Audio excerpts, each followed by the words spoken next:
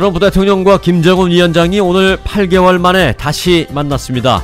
한반도 미래의 명운을 가를 2차 핵 담판에 막이 올랐습니다. 다시 만난 두 사람은 반갑게 약 9초간 악수를 하고 취재진을 향해 포즈를 취한 뒤 배석자 없이 30분간 단독 회담을 가졌습니다. 1대1 단독 회담을 마친 두 사람은 하노이 메트로폴 호텔 1층 베란다룸에서 친교 만찬까지 가졌습니다. 원형 테이블에는 북측의 김영철 부위원장, 미국 측의 폼페이오 국무장관이 함께 앉았습니다. 트럼프 대통령은 김정은 위원장에게 위대한 지도자라고 치켜세웠고, 김 위원장은 트럼프 대통령에게 통큰 결단력을 갖고 있다고 화답했습니다.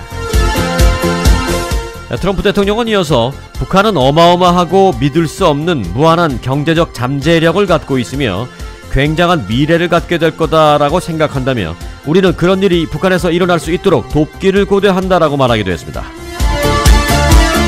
이에 대해 김정은 위원장은 사방에 불신과 오해의 눈초리들이 있고 또 적대적인 낡은 관행이 우리가 가는 길을 막으려고 했지만 우리는 그것들을 다 깨버리고 여기 하노이까지 왔다고 소회를 밝혔습니다. 두 정상은 회담 이틀째인 내일 오전 일찍부터 메트로폴 호텔에서 단독 정상회담과 확대 정상회담 그리고 오찬을 함께하는 등 바쁜 스케줄을 이어가게 됩니다. 내일 회담에서는 지난 1차 회담에서 합의한 완전한 비핵화를 비롯해 새로운 북미관계 수립 그리고 한반도 평화체제 구축 등의 구체적 조치가 논의될 전망입니다. 이어서 내일 오후에는 회담 결과물을 담은 하노이 선언에 서명한 뒤에 일정을 마무리할 것으로 보입니다. 이때 종전선언이 합의될지 초미의 관심을 끌고 있습니다.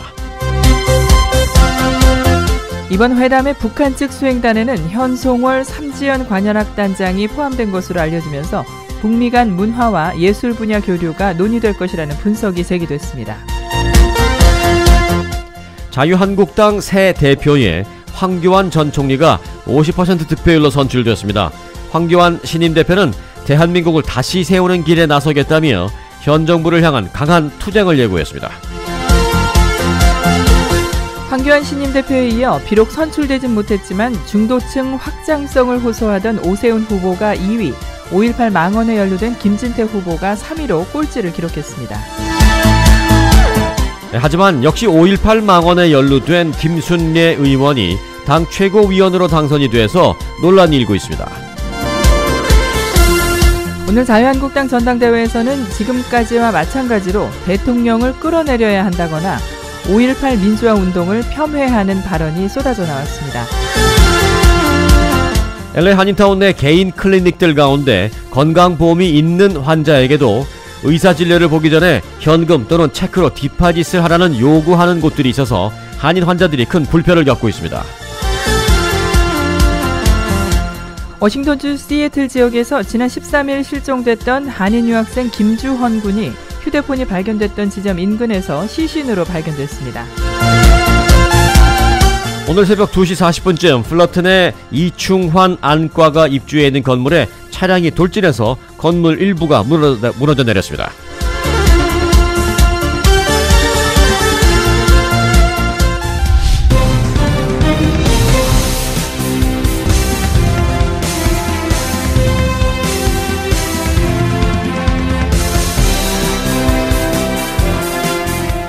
여러분 안녕하십니까, 송봉우입니다. 안녕하십니까, 승기선입니다. 2019년 2월 27일 수요일 위코리아 뉴스쇼입니다. Peter, miraculously, the driver and her passenger suffered only minor to moderate injuries.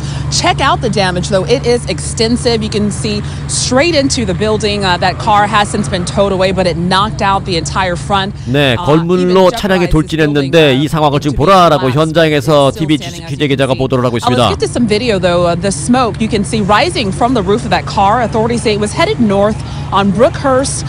Around 2:40 this morning, it somehow lost control, slammed into the ophthalmology building. 오늘 새벽 2시 40분쯤 플러튼의 한인 운영 이충환 안과가 입주해 있는 건물에 차량이 돌진했습니다. 이로 인해 차량에선 화염이 휩싸였고 건물 일부가 무너져 내리는 사고가 발생했습니다. 플러튼 경찰에 따르면 오늘 새벽 2시 40분쯤 두 명의 여성이 탑승한 검정색 승용차가 갑자기 중심을 잃고 건물로 돌진했다며 건물에 처박힌 차량은 이후 화염에 휩싸였다고 밝혔습니다. They went through a part of the building that didn't have a lot of structural components to it, so they were able. The car went quite a distance in. 네, 차량 내 두 명의 여성은 화염이 발사가기 직전에 빠져나와서 다행히 생명에는 지장이 없는 상태로 로컬 병원에 후송됐습니다. 출동한 소방관에 의해서 화염은 1시간 만에 진화됐습니다. 한편 경찰은 차량이 당시 최고 60마일 정도로 달리고 있었던 것으로 보인다며 갑자기 중심을 잃고 건물에 돌진한 이유에 대해서 조사하고 있다라고 밝혔습니다. 피해를 입은 건물은 이충환 안과가 입주해 있는 플러튼 지역 1000 사우스 브루컬스트 스트리트입니다. 1000 사우스 브루컬스트. 교차 지점은 브루컬스트 길 오렌지 돌프 교차 지점입니다. 이 인근에는 바로 옆에는 미락이라는 한인 식당도 있고 한인 미장원도 있고요. 건너편에는 또 아리랑 마켓도 있는 등 한인 밀집 지역으로 알려져 있습니다.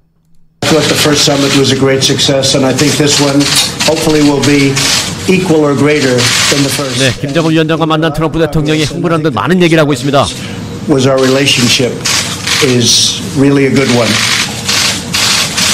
네, 대단히 감사합니다. 김정은 위원장을 다시 만나게 되어서 영광입니다. 그리고 또 오늘 같이 하게 되어서 또 매우 기쁩니다.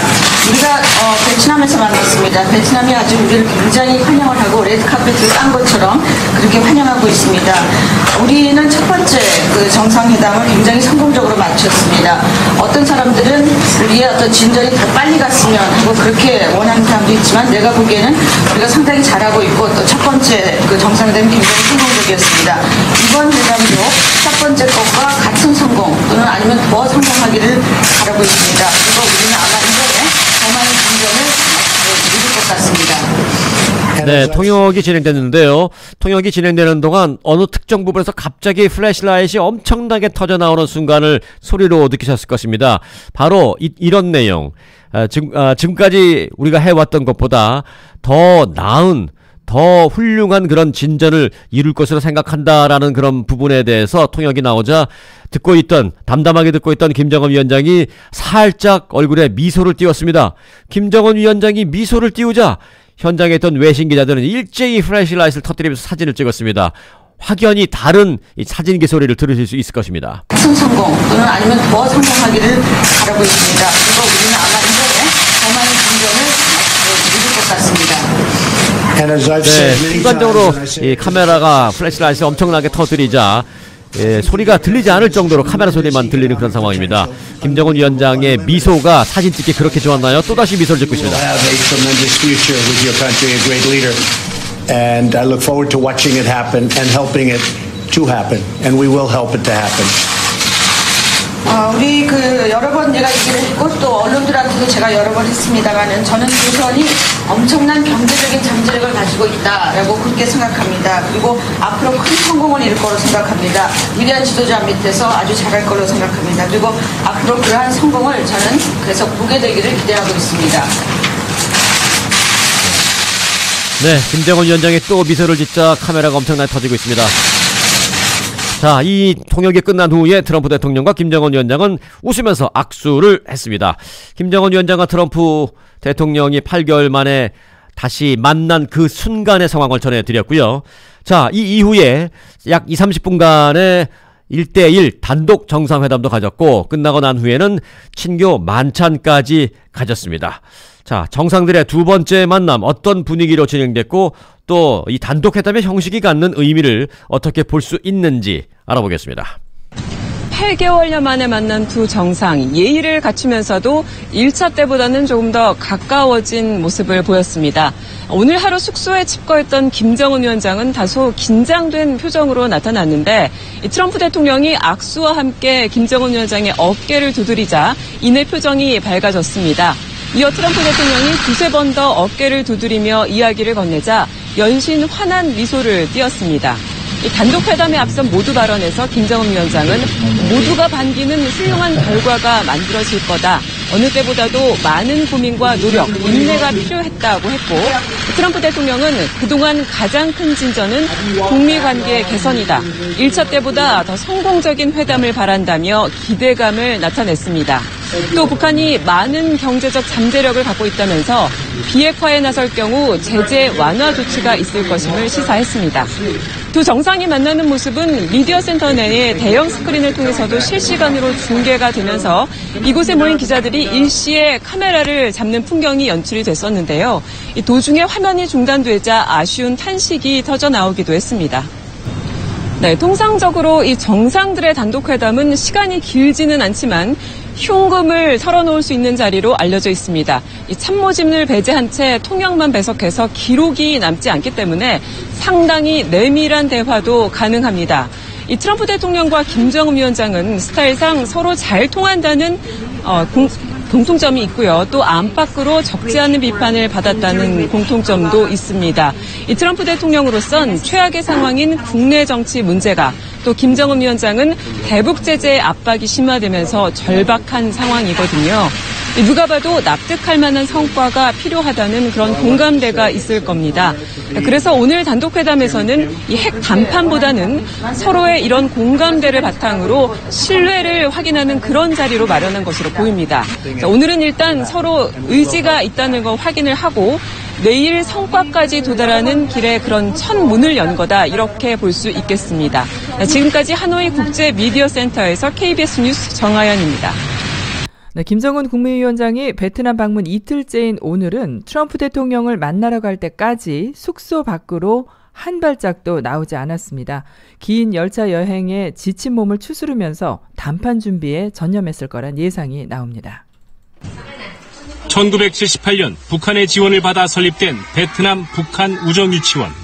김정은 위원장이 직접 방문할 수 있다는 소식에 원생은 물론 선생님들까지 참여해 환영 공연을 준비하고 있습니다. đã có một chương trình văn nghệ do cô và cháu ở trường mẫu giáo Việt Triều biểu diễn ở trên sân khấu. 하지만 김정은 위원장은 어제 잠시 북한 대사관에 들렀을 뿐 오늘은 트럼프 대통령을 만나기 전까지 두문굴출했습니다. 수행원들이 베트남 산업시설과 관광명소를 둘러볼 때도 김 위원장은 호텔에 계속 머물렀습니다. 지난해 6월 싱가포르에서 열린 1차 회담 당시 회담 전날 김 위원장이 직접 시내 명소를 관람했던 것과는 대조적입니다. 1차 회담은 개최 그 자체로 의미가 컸지만 이번 회담에서는 구체적 진전을 이뤄야 한다는 부담 때문인 것으로 보입니다. 내부 보고를 받는 등 회담 준비에 총력을 기울이며 협상의 성공을 이끌기 위한 묘수 마련에 골몰했을 거란 분석입니다. 어제는 이제 여독을 푸는 측면이 있다면 오늘 아침부터 또 저녁 때 트럼프 대통령과의 정상회담 만찬을 대비해서 사전에 충분한 어떤 지금 학습을 하고 있는. 이에 따라 김정은 위원장의 베트남 현지 시찰 일정 등은 오늘 만찬과 내일 회담 등이 끝난 뒤 본격적으로 진행될 것으로 보입니다. KBS 뉴스 박원기입니다. 네, 트럼프 대통령은 오늘 김정은 위원장을 만나기에 앞서 베트남 국가 주석과도 만났습니다. 그런데 이제 이 자리에서 트럼프 대통령은 한때 이 적국에서 동반자가 된 베트남의 경제 번영을 칭찬하면서 또 동시에 북한의 아주 좋은 본보기다라는 언급을 하기도 했습니다. 어젯밤 늦게 베트남 하노이에 도착한 트럼프 미국 대통령. 공식 일정에 앞서 평소 즐겨하는 트위터를 통해 메시지를 던졌습니다. 베트남은 지구상에서 흔치 않게 번영하고 있다며 만약 북한이 비핵화를 한다면 매우 빨리 똑같이 될 것이라고 적었습니다. 잠재력이 굉장하다라는 부분에선 강조의 의미로 알파벳 대문자를 썼고 김정은 위원장에게는 처음으로 내 친구라는 표현을 사용하며 친밀감을 나타냈습니다. 첫 공식 일정인 응우엥 뿌정 베트남 국가주석과의 회담에서도 북한을 향한 트럼프 대통령의 우회적 메시지는 계속됐습니다. Seeing everything that's been happening and been built, even since you've made tremendous progress. If you look at what you've done in a short time, he can do it in a very, very rapid time. 미국과 적대국에서 동반자 관계로 탈바꿈해 경제적 번영을 이룬 베트남을 거론하며 김 위원장의 구체적인 비핵화 결단을 이끌어내기 위한 언사로 풀이됩니다. 트럼프 대통령은 또 김 위원장을 만나기 직전에도 트윗 메시지를 통해 비핵화와 북한 경제 발전을 위해 자신과 김 위원장이 노력할 것이다. 한국과 일본, 중국, 러시아가 도움을 줄 수 있을 것이라고 말했습니다. KBS 뉴스 홍석우입니다. 네, 김정은 위원장이 회담 준비에 집중한 사이 북한 수행단 중 일부가 베트남의 유명 관광지인 하롱베이를 둘러봤습니다. 북측이 원산 갈마지구를 국제 관광 도시로 만들겠다는 포부를 밝혀온 만큼 북한의 관광 사업에 대한 의지를 엿볼 수 있는 일정으로 평가되고 있습니다. 북측 수행단의 첫 방문지는 베트남의 유명 관광지 할롱베이였습니다. 리수용과 오수용 당 부위원장은 베트남 인사들과 함께 유람선을 타고 할롱베이를 둘러봤습니다. 할롱베이는 1964년 김일성 주석이 방문했던 곳. 리 부위원장은 베트남 측 인사로부터 김 주석의 당시 모습을 담은 사진을 선물로 받았습니다. 김일성 주석 당시는 우리 하롱만에 방문하셨는데 달리 영상입니다. 2,000개에 달하는 크고 작은 섬들로 이루어진 할롱베이는 1994년 유네스코 세계 자연유산으로 지정돼 관광객들의 발길이 끊이지 않는 곳입니다. 지난해 말 베트남을 방문한 리용호 북한 외무상도 이곳을 찾아 관광산업 활성화 방안을 모색한 것으로 알려졌습니다. 이번에도 북측 수행단은 관광도시로서 할롱베이의 발전상에 큰 관심을 보였습니다. 북한이 원산 갈마지구를 관광도시로 개발하는데 사활을 걸고 있기 때문인데 리수용이 베트남 인사에게 한 말에도 이런 뜻이 담겨 있습니다. 여기하고 비슷한 곳이 해안도시로서 원산 갈마지구는 백사장인 명사십리가 절경을 자랑하는 북한의 대표적인 관광 명소입니다. 북한은 이곳을 해안 관광도시로 개발하겠다는 계획을 밝혀왔습니다. 김정은 동지께서 원산 갈마 해안 관광지구 건설장을 또다시 현지지도 하시었습니다. 북한은 북미 정상회담 이후 대북 제재가 완화되면 원산 갈마지구를 통해 대규모 투자 유치를 기대하는 것으로 분석됩니다. KBS 뉴스 이정훈입니다.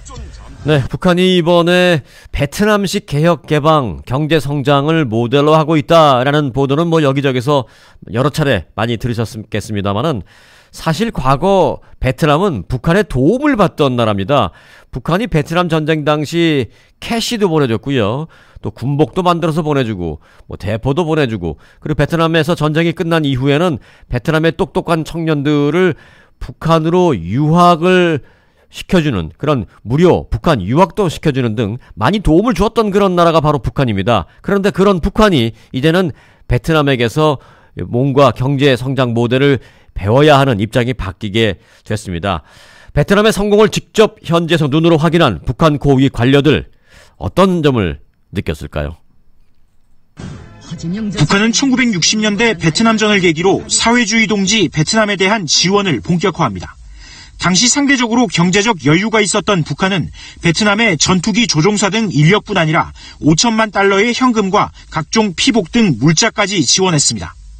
또 베트남 대학생 2천여 명을 북한에서 유학하도록 하고 산업 실습생들을 교육하는 등 도움을 아끼지 않았습니다.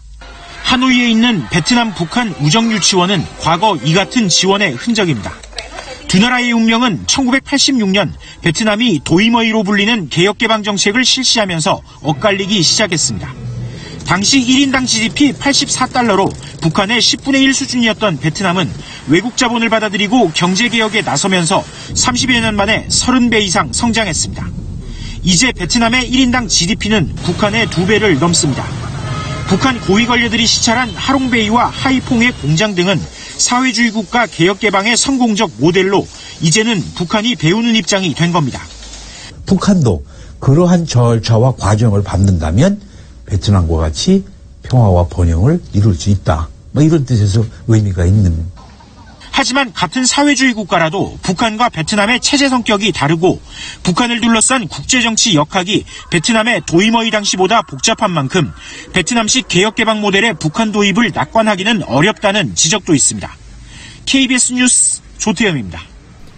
네, 김정은 위원장이 호텔에서 회담 의제에 집중하는 동안 참모진들인 주요 수행원 9명이 베트남 현지 기업을 상세히 둘러봤습니다. 자동차와 스마트폰 생산 공장을 둘러봤는데 산업 파급 효과에 큰 관심을 보인 것으로 전해집니다.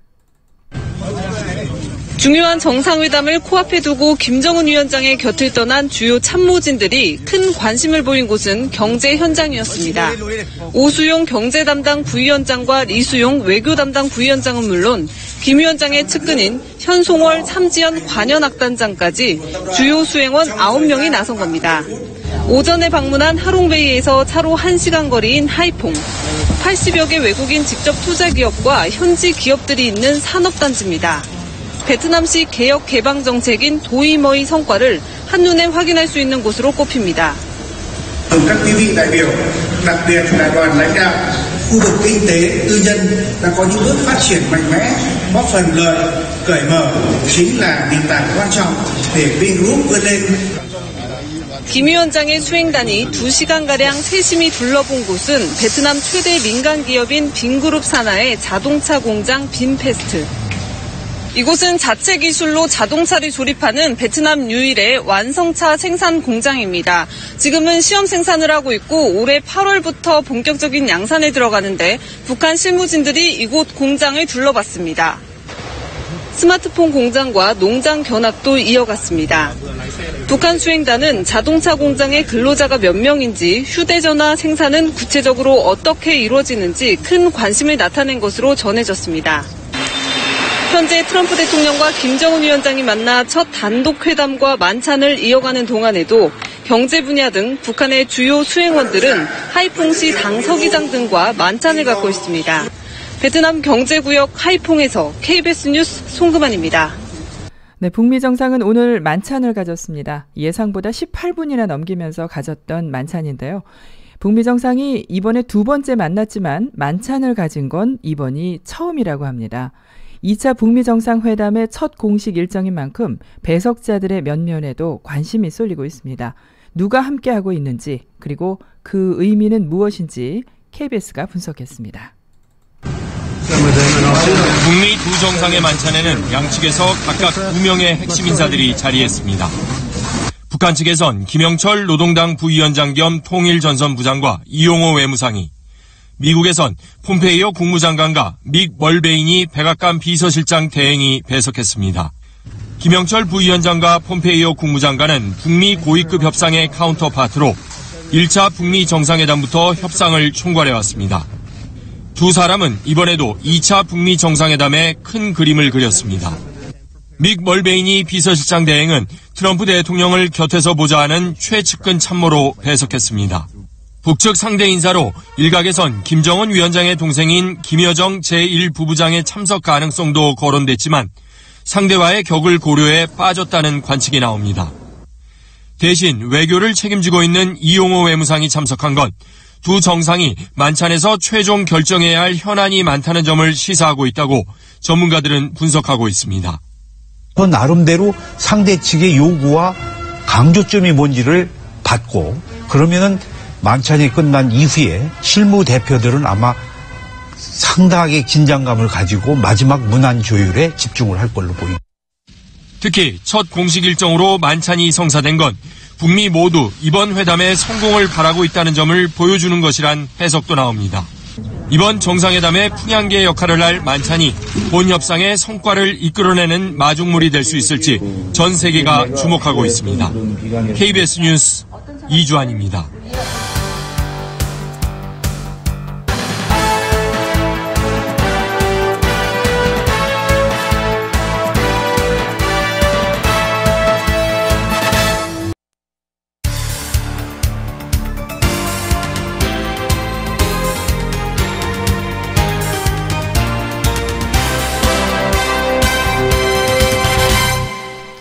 네, 트럼프 대통령과 김정은 위원장이 오늘 만났죠. 8개월 만에 만났습니다.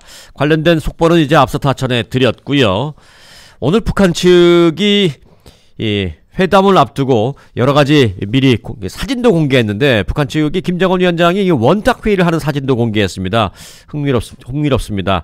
실세 11인과 원탁 회의를 하는 사진을 의도적으로 본인들이 공개를 했는데, 그러니까 회담 테이블에 올릴 비핵화 카드를 우리는 이렇게 진지하게 원탁회의를 통해서 연일 논의를 한다라는 어떤 진지성을 보여주기 위한 것으로도 보이고 있습니다. 자, 이번 2차 북미 정상회담에서 이런 거 저런 거 다 빼고 가장 중요하게 우리가 여기는 가장 주목되는 것은 결국 비핵화입니다. 그것도 완전한 비핵화. 그리고 그 중심에는 북한의 영변 핵시설이라는 게 있습니다. 이 핵심 의제라고 할 수 있는 영변과 북한의 핵 무장에 대해서 이쯤에서 우리가 한번 들여다볼 필요가 있겠습니다. 북한 영변 핵시설 단지의 모습입니다. 이 가장 규모가 큰 핵연료 제조, 재처리 시설이라 북핵의 대명사로 알려졌습니다. 가장 먼저 눈에 띄는 것은 긴 굴뚝을 갖고 있는 5메가와트급 원자로입니다. 그 옆이 사용 후 핵연료 보관시설이고요. 둥근 건물은 실험용 경수로입니다. 자, 이곳에서 좀 거리가 있는 곳에 방사화학실험실이 있습니다. 이 사용 후 핵연료를 재처리해서 무기로 만드는 곳입니다. 핵연료를 제조, 사용하는 원자로 등의 시설과 이를 재처리해서 무기로 만드는 방사화학실험실, 이 두 곳이 비핵화의 핵심 대상시설입니다. 자, 그렇다면 이곳을 중심으로 생산된 북한의 핵 능력은 어느 정도일까요? 먼저 우리 정부는 국방백서에서 이 북한이 플루토늄 50억 킬로그램을 보유하고 있는 것으로 추정했습니다. 이 플루토늄 5킬로면 핵폭탄 1개를 만들 수 있다고 알려져 있죠. 이 지난해 미 국방정보국 자료에는 최대 60개의 핵탄두가 지난달 주일미군 홈페이지에 올랐던 동영상에는 북한이 15개 이상 핵무기를 보유한 것으로 표시했습니다. 직접 북한 영변 핵시설을 보았던 해커 박사는 최근 보고서에서 북한이 37개 핵무기를 보유한 것으로 추산했습니다. 지난 9월 공동선언에서 김정은 위원장이 영변 폐기 의사를 밝히면서 북미 간 비핵화 협상은 더욱 치열해졌습니다. 미국의 상응 조치에 따라 영변 핵시설의 영구 폐기와 같은 추가적 조치도 취해나가기로 했습니다. 여기에 북미는 이른바 플러스 알파를 두고 막판 협상에 돌입했습니다. This complex of sites that extends beyond Yongbyon represents the totality of North Korea's plutonium reprocessing and uranium enrichment programs. 과연 북한이 영변 핵시설 폐기 이상을 내놓을지, 또 그에 따른 미국의 상응 조치는 무엇일지 세기의 단판에 세계의 이목이 쏠리고 있습니다. KBS 뉴스 박경호입니다. 북한의 비핵화 조치를 이끌어내기 위해서는 이에 대한 상응 조치가 있어야 하는데 그동안 북한은 대북 제재 해제와 관계 정상화가 우선이라는 입장을 표명해왔습니다. 북미 회담 성패를 가를 연결고리의 두 축 중 하나인 상응 조치. 오늘 만찬장에서 두 정상 간 어떤 담판이 이루어질지 기대감이 커지고 있습니다. 북한의 비핵화를 견인하기 위해 유력하게 거론되는 상응 조치는 남북 경협에 대한 제한적 제재 완화입니다. 비핵화가 상당한 수준으로 진전되기 전까지는 국제 공조 체제 내 대북 제재를 완화하기 쉽지 않기 때문입니다. 따라서 남북철도 도로 연결 사업, 금강산 관광의 제한적 재개 등이 정상 간 만찬에서 논의될 것으로 예상됩니다. But I thought the first summit was a great success, and I think this one hopefully will be equal or greater than the first. And we made a lot of progress.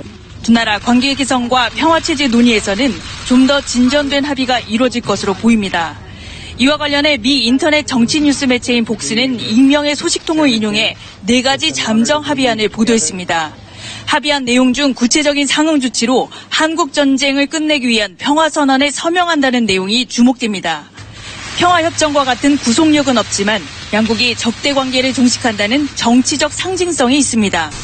또 한국전쟁 당시 숨진 미군들의 유해를 추가 송환하고 상대국에 각각 연락사무소를 개설한다는 내용도 포함됐다고 전했습니다. 평양에 설치될 연락사무소는 향후 비핵화 검증을 위한 사찰단 파견과 영사 업무도 담당할 수 있어서 실제 합의문에 반영될 경우 관계 개선의 실질적 조치로 평가될 수 있습니다. 또한 식량 제공 등 인도적 지원 확대나 미국 기업의 투자 답사 허용 등도 상응 조치로 거론됩니다. 영변 핵폐기와 대북 제재 완화, 두 핵심 쟁점은 정상 간 담판으로 넘어갔습니다. 오늘 만찬에 이어 내일 회담에서 양측의 요구를 얼마나 충족시킬지가 이번 회담의 성패를 판가름할 것으로 보입니다. 하노이 백악관 프레스센터에서 KBS 뉴스 서지영입니다. 자, 김정은 위원장의 이번 정상회담 이후의 일정도 관심을 끌고 있습니다. 김정은 위원장은 정상회담이 끝난 후에 트럼프 대통령은 미국으로 출발을 해도 본인은 하루 이틀 더 머물 것으로 보이고 있는데요. 북한의 관영 매체인 조선중앙통신이 김정은 위원장의 일정을 보도했습니다. 북미 회담이 끝난 다음 날인 3월 1일부터 이틀 동안 베트남을 공식 친선 방문하는 스케줄을 잡아놨다는 것입니다. 베트남에 있는 박린성, 이 박린성이라는 곳에 있는 삼성전자 공장도 이 기간에 방문할 가능성이 있는데요. 실제로 김정은 위원장이 삼성전자 공장을 방문할지 주목됩니다. 조선중앙통신은 김 위원장의 베트남 도착 소식을 보도하며 향후 일정까지 공개했습니다. 김 위원장은 회담을 마치고 3월 2일까지 베트남에 머물기로 했습니다. 3월 1일부터 2일까지 위엔남 사회주의 공화국을 공식 친선 방문하시게 됩니다. 김 위원장은 공식 친선 방문 기간 베트남의 경제산업시설을 둘러볼 것으로 예상됩니다. 리수용 당 중앙위 부위원장 등 북한 경제 외교 관료들이 하롱베이와 하이퐁을 들른 것도 사전 경제시찰이란 관측입니다. 경제시찰의 연장선상에서 박린성에 있는 삼성전자 공장을 방문할 가능성도 점쳐집니다. 베트남 현지 언론들은 외교 소식통을 인용해 북측이 삼성전자 스마트폰 공장 방문을 원하고 있다고 전했습니다. 지난해 9월 평양에서 열린 남북 정상회담에서 북한 측은 남측 수행단으로 참여한 삼성전자 이재용 부회장에게 경제협력을 제안한 것으로 알려졌습니다. 김 위원장이 삼성전자 공장에 방문한다면 이는 민간이 참여하는 남북 경제협력에 중요한 신호가 될 수 있다는 전망이 나오고 있습니다. JTBC 박준호입니다. 네, 김정은 위원장이 베트남행 도중에서 열차에서 내려 담배를 피우는 모습이 포착돼 주목을 받았습니다. 그런데 알고 보니까 김 위원장이 열차에서 내릴 수밖에 없었던 이유가 있었다고 합니다. 짙은 어둠 속에 열차에서 내려 담배를 피우고 있는 김정은 위원장. 동생 김여정 제1부부장의 이른바 재떨이 수행 모습까지 포착돼 화제를 모았습니다. 김 위원장은 난닝역에서 정차한 약 30분 동안 열차에서 내려 담배를 피웠습니다. 왜 이렇게 열차가 긴 시간 정차를 했을까? 이유는 기관차 교체 때문이었습니다. 2008년 합의한 중국 베트남 간 열차 노선 규정에 따르면 중국 본토와 난닝역 구간까지는 국내선을, 난닝부터 동당역까지는 국제열차를 운행해야 합니다. 난닝역에서 국제열차에 걸맞는 기관차로 바꾸는 과정에서 정차 시간이 길어진 겁니다. 실제 핑샹역에서는 초록색 기관차가 김 위원장 특별열차를 이끌었지만 동당역에서는 바뀐 노란색 기관차가 이끌었습니다. 중국과 베트남 정부가 난닝에서 동당까지 가는 기차는 반드시 DF4D형으로만 갈 수 있다고, DF4D나 DF4B로만 갈 수 있다고 미리 사전에 약정을 한 거기 때문에 김정은 열차는 그건 갈 수가 없습니다. 김 위원장이 하노이까지 가지 않고 동당역에서 내린 이유도 비슷합니다. 동당역에서 하노이역까지는 베트남 국내선에 맞게 기관차를 또다시 교체해야 하고 운전자도 베트남 기관사로 바꿔야 하기 때문입니다. 이런 이유로 김 위원장은 동당역에서 또다시 정차 시간을 기다리기보다는 차로 이동하는 방안을 택한 것으로 풀이됩니다. KBS 뉴스 김기범입니다.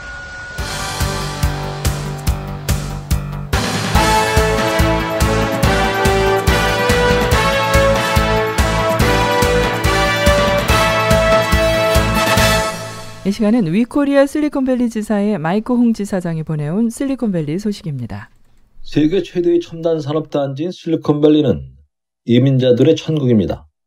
전 세계 곳곳에서 모인 인재들이 서로 경쟁을 벌이고 기술을 개발해 오늘날의 실리콘밸리를 일궈냈죠. 때문에 트럼프 정부의 반이민 정책에 미국의 그 어느 지역보다 강하게 반발하기도 했습니다. 실리콘밸리에는 다양한 인종의 사람들이 모여 있습니다. 이러한 실리콘밸리에서 그 어떤 이민자들보다 강하게 두각을 나타내는 집단이 있죠. 바로 인도 출신 기술자들입니다. 이들은 실리콘밸리 첨단 기술 기업의 개발자나 중간 관리자, 임원 등으로 골고루 분포하면서 실리콘밸리를 지탱하고 있습니다. 실리콘밸리 기업들은 이들의 능력을 신임하고 이들을 중용했고 마침내 회사에서 가장 중요한 자리인 CEO, 최고 경영자 자리를 맡기기에 이르렀습니다. 순다라 피차이 구글 최고 경영자나 사티아 나델라 마이크로소프트 최고 경영자, 산제이 자 글로벌 파운드리 최고 경영자, 산타로 나라엔 아도비 최고 경영자, 디네시 팔리왈 하만 인터내셔널 최고 경영자 등이 인도 출신 실리콘밸리 최고 경영자의 대표적인 사례입니다. 인도인 최고 경영자들이 실리콘밸리에서 두각을 드러낼 수 있었던 비결은 무엇일까? 이번 시간에는 실리콘밸리에서 두각을 나타내고 있는 인도계를 분석해봅니다. 흥미롭게도 이들에게는 공통점이 많습니다. 이들이 구글, 마이크로소프트, 글로벌 파운드리, 아도비 등 이름만 들어도 쟁쟁한 첨단 기술 기업의 최고 경영자가 될 수 있었던 이유를 세 가지로 요약해봅니다. 먼저 MBA 대신 컴퓨터 공학을 전공해 정보기술 분야의 감각이 뛰어납니다. 실리콘밸리 인도인 최고 경영자들은 대부분 기술자 또는 개발자 출신입니다. 대학에서 엔지니어링 또는 컴퓨터 과학을 전공해 첨단 기술에 대한 탁월한 안목을 보유하고 있죠. 인도 공과대학인 IIT나 마니팔 공과대학 등 인도 유수의 공과대학에서 엔지니어링을 전공한 후 미국으로 유학을 떠나 컴퓨터 과학 관련 학위를 취득한 경우가 많습니다. 미국 최고 경영자들의 필수 코스로 여겨지는 경영전문대학원 MBA 출신은 오히려 드문 편입니다. 이들의 이러한 경력이 첨단 기술 개발이 바로 기업의 핵심 역량이라고 생각하는 실리콘밸리 기업들의 이해와 일치했습니다. 실리콘밸리 기업들은 먼저 인도인 관리자에게 다양한 기술 프로젝트를 맡긴 후 회사의 미래를 책임질 만큼 높은 성과를 내면 이들이 더 많은 프로젝트를 관리할 수 있도록 그 권한을 줬습니다. 이를 통해 작은 프로젝트를 관리하던 인도인 관리자가 회사 전체를 총괄하는 최고 경영자로 거듭나도록 했죠. 대표적인 사례가 순다라 피차이입니다. 그는 구글에 입사해 크롬 웹 브라우저라는 작은 프로젝트를 담당하게 되었습니다. 인터넷 익스플로러 천하에서 크롬은 별다른 힘을 쓰지 못할 것으로 여겼으나 순다라 피차이의 정확한 시장 포지셔닝 지정으로 웹 브라우저 시장에 자리 잡는 데 성공했고 결국 인터넷 익스플로러를 밀어내고 웹 브라우저 시장 점유율 1위를 차지했습니다. 이 성과를 통해 그는 구글의 2인자에 올라섰습니다. 두 번째는 평균 근속 20년, 성실함으로 무장했습니다. 실리콘밸리는 2년마다 이직하지 못하면 무능력한 것이다라는 속설이 돌아다닐 정도로 이직과 창업이 활발한 곳입니다. 하지만 그럼에도 불구하고 인도인 인력들은 한 회사에서 성실하게 오랫동안 근무하는 경우가 많습니다. 실제로 대부분의 인도인 최고 경영자들은 한 회사에서 짧으면 10년, 보통 20년 이상 근무한 사람들이죠. 인도인 최고 경영자들은 한 회사에 오래 근무한 만큼 회사의 강점과 약점 그리고 기업 문화를 정확하게 이해하고 있습니다. 이를 바탕으로 회사가 살아남기 위해 무엇을 해야 하는지 구성원들에게 길을 제시했고 이를 바탕으로 직원들의 공감을 이끌어내고 있습니다. 세 번째로 인재들을 모두 포용하는 관리형 리더십을 갖고 있습니다. 인도인 최고 경영자들은 특출한 재능과 카리스마를 바탕으로 회사의 방향을 결정하는 변혁적 리더십 대신 팀원과 협업해 회사의 잠재력을 최대한으로 이끌어내는 서번트 리더십을 추구하는 경우가 많습니다. 때문에 많은 인도인 최고 경영자들이 능력 있는 개인 대신 팀원과의 협업을 강조하고 있습니다. 실리콘밸리에서 마이콩이었습니다.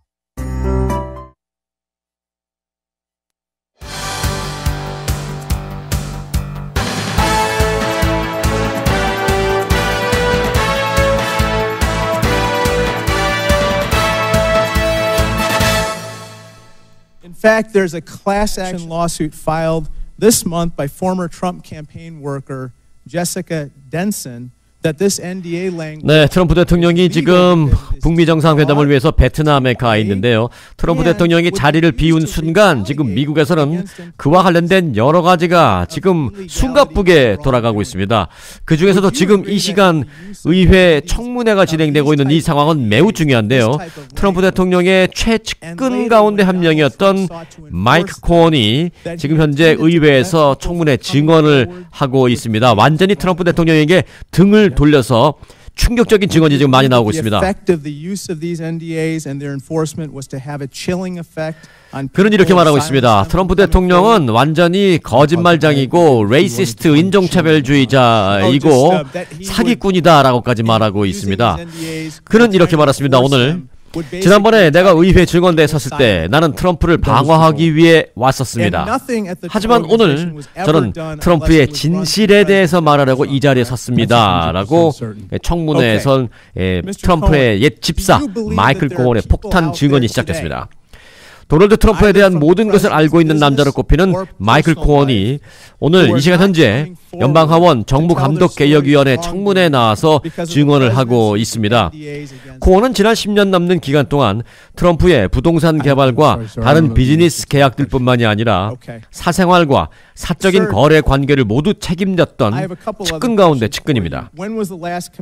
그가 단순히 트럼프의 개인 변호사였을 뿐만이 아니라 트럼프의 공적 또는 사적 관계들을 낱낱이 들여다봤던 소위 집사 역할을 했던 인물이다라는 점에서 주목을 받고 있습니다. 바로 그 인물이 이제 작심한 듯 내가 트럼프 대통령에 대해서 알고 있는 모든 것을 미국 국민들에게 알리겠다라고 선언하고 나선 것입니다. 그의 증언은 폭발적인 내용으로 가득합니다. 마이클 코언은 이렇게 말했습니다. 트럼프 대통령은 인종주의자입니다. 그는 또 사기꾼입니다. 그는 또 협잡꾼입니다. 그는 또 거짓말쟁입니다. 라고 공격을 퍼부었습니다. 트럼프 대통령은 위키리스크가 민주당 해킹 자료를 공개할 거라는 사실을 미리 알았다라고도 말했고요. 그는 대선 기간 동안에도 러시아 모스크바에 짓고 있는 이 트럼프 타워 프로젝트를 계속 챙겼다라는 것입니다. 관심을 끌고 있는 부분도 있죠.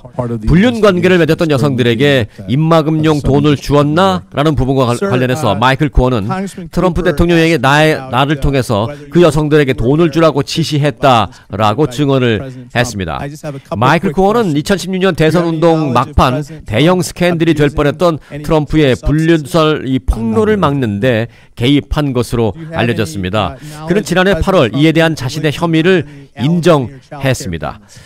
돈을 주었다라는 트럼프의 지시를 받고 돈을 줬다라는 사람은 그 혐의를 인정했는데 트럼프 대통령은 아직까지 부인하고 있는 상황입니다. 마이클 코언의 증언 내용은 이렇습니다. 트럼프는 자신이 불륜 관계를 맺었던 성인 영화 배우들에게 돈을 주고 자신의 아내에게 이에 대해 거짓말을 하라고 나에게 지시했고 나는 그렇게 했습니다. 퍼스트 레이디 즉 멜라니아 트럼프 여사에게 거짓말을 한 거는 내가 가장 크게 후회하는 것들 가운데 하나입니다. 나는 오늘 위원회에 나와서 청문회를 통해서 증언하는데 내가 대선 선거운동 기간 막판에 이 클리포드라는 여성은 트럼프와 성관계를 가졌던 포르노 배우죠. 이 클리포드의 변호사에게 보낸 이 13만 달러 송금 내역서 카피본을 제출하겠습니다. 이는 트럼프와의 관계에 대해서 침묵을 지키도록 하기 위해 클리포드 측이 요구했던 것입니다. 트럼프는 자금 출처가 자신으로 추적되어서 자신의 선거운동에 부정적인 영향을 끼치는 것을 피하기 위해 홈 에퀴티 대출을 통해서 내 개인 돈을 쓰라고 지시해서 그렇게 했습니다. 나는 앞으로 이와 관련해서 모든 내가 알고 있는 증거와 내용을 다 공개하겠습니다. 라고 말하고 있습니다. 마이클 코언이 트럼프 대통령이 자리를 빈 상황에서 지금 충격적인 폭로를 계속 내놓고 있습니다.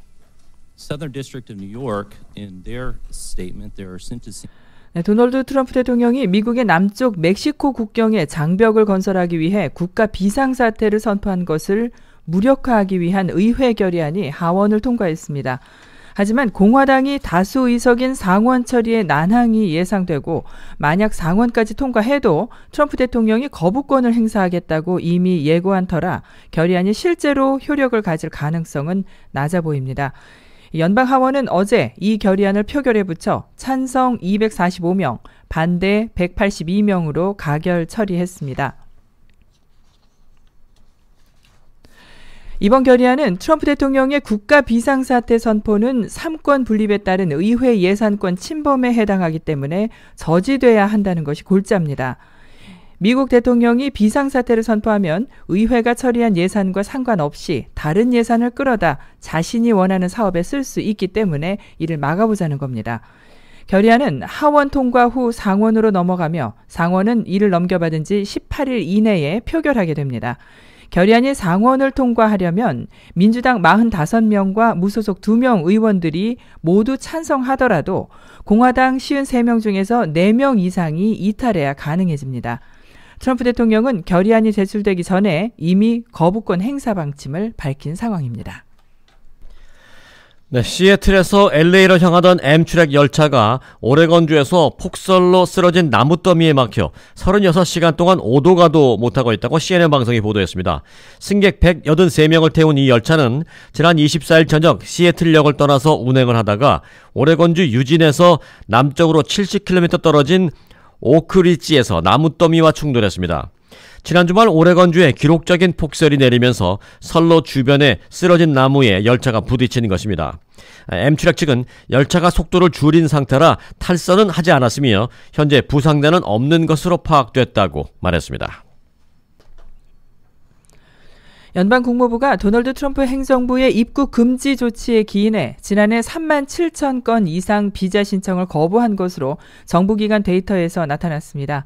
이는 입국 금지 조치 효력이 완전히 발생하지 않은 전년에 비자 거부가 1,000건 미만에 머문 것과 비교하면 많이 늘어난 것입니다. 미국 정부는 다양한 이유로 연간 400만 건에 이르는 비자 신청을 거부합니다. 거부 사유에는 일부 다처제 시행, 어린이 유괴, 해당 비자에 대한 자격 미달 등이 포함되어 있습니다. 입국 금지령은 특히 이란과 리비아, 소말리아, 시리아, 예멘 사람들에게 영향을 끼쳤는데 이들 국가는 비자 발급 건수가 입국 금지령이 없던 마지막 해인 2016년에 비해서 지난해 80% 줄었습니다. 미국 정부는 미국에서 영구 거주하고 싶어하는 이들에게 부여되는 이민 비자 신청 15,384건을 거부했습니다. 이는 2017년 반이민 행정명령에 기인한 겁니다. 연방 국무부 대변인은 입국 금지 조치와 관련이 있다고 확인했습니다. 또한 비즈니스와 관광 등을 위해 단기 방문하려는 이들에게 부여되는 비이민 비자 신청 21,645건이 거부됐습니다.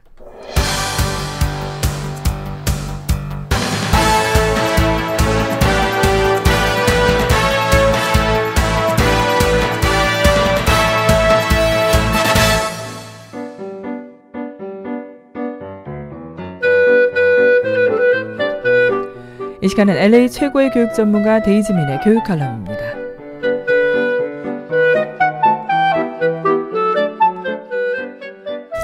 안녕하세요. 교육전략가 데이지민의 교육 이야기입니다. 네, 오늘은 아주 어려운 그런 부모 노릇을 좀 어떻게 잘 할 수 있을지 그것에 대해서 부모님들과 말씀을 나누어 보도록 하겠습니다. 운전면허를 따려면은 운전 시험을 봐야 되죠. 또 부동산 브로커가 되려면 또 부동산 자격증 시험을 봐야 되는데요. 저희는 결혼해서 자녀를 낳으면 다 어떤 테스트가 없이 부모가 됩니다. 사회나 교육 제도가 조금 복잡해지면서 또 부모님들에게도 자격증이 필요하다고 말하는 사람들이 있습니다. 자격증도 없고 시험도 없고 이렇기 때문에 아무래도 자녀를 키우는데 부모님들의 많은 학습의 의지가 필요한 것 같습니다. 네, 부모 노릇을 좀 잘하기 위해서 내가 더 알고 무엇을 준비해야 되는지 또 오늘 방송을 좀 들으시면서 한번 스스로 점검을 해보시면 좋겠습니다. 네, 부모 노릇을 잘하기 위해서 어떻게 하면 좋을까요? 자녀를 좀 어떻게 내가 해야 할까라는 질문보다는 자녀의 미래를 위해서 내가 무엇을 해야 하는지 그것을 조금 더 고민을 하시면 됩니다.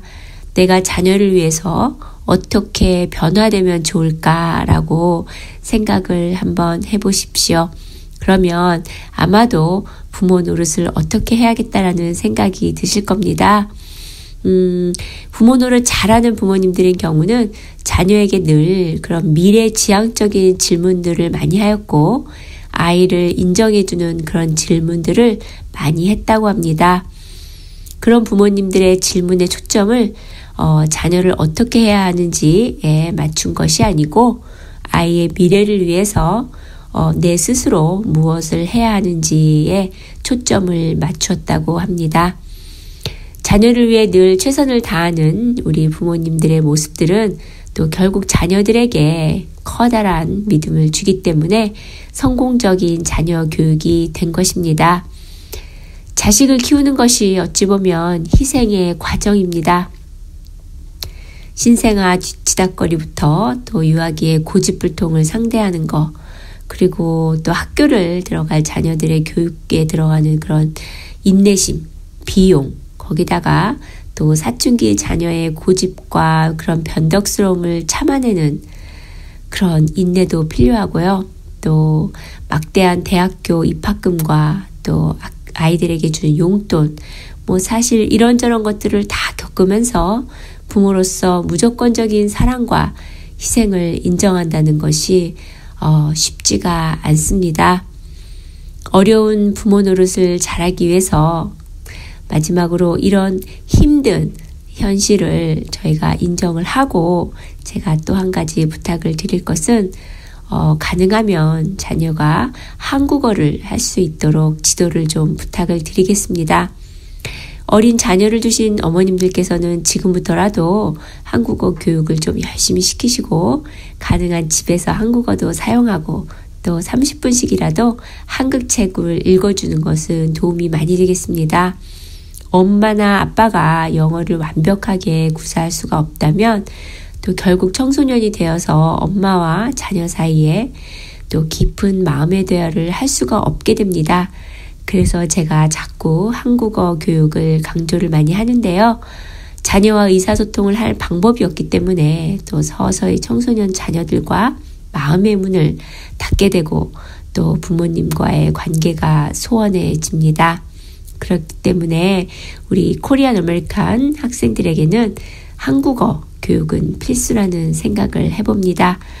늘 말씀드리지만 자녀는 부모의 등을 보고 자란다고 제가 말씀드립니다. 늘 실천하는 부모 그리고 공부하는 부모가 되셔서 이왕 하는 부모 노릇을 좀 제대로 시원하게 해보시기 바랍니다. 감사합니다. 이상은 LA 최고의 교육 전문가 데이지민의 교육 칼럼이었습니다.